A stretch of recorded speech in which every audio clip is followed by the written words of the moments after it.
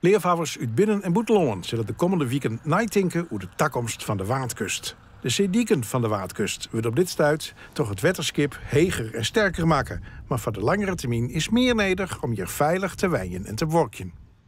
De dijk versterken en verzwaren en verhogen. Ja, dat zijn we eigenlijk door toch wel nu eeuwen door aan het doen. Tegelijkertijd wordt er steeds meer gekeken om ook de kustlijn te verzachten. En te kijken waar we juist wel met de natuur kunnen spelen. En waar ook het zeewater nog eens een keer naar binnen kan. Maar goed, dat heeft natuurlijk heel veel consequenties. Niet iedereen is daar blij mee. En het zijn relatief grote projecten waar veel partijen het mee eens moeten zijn. Een internationale groep studenten reist gejoerd langs de zeediek met de opdracht om alternatieve plannen te bedenken voor de Waadkust.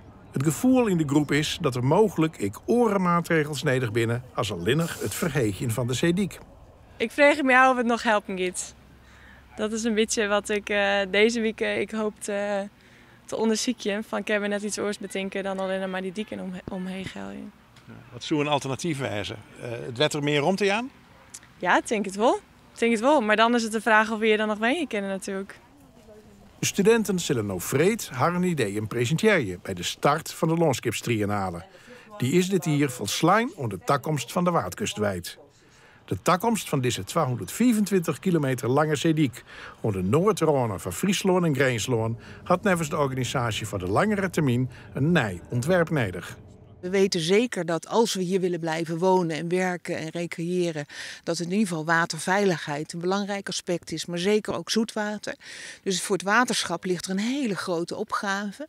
En dan is ook de vraag, kunnen we het met elkaar doen? Niet alleen het waterschap is verantwoordelijk, we zijn het met z'n allen verantwoordelijk.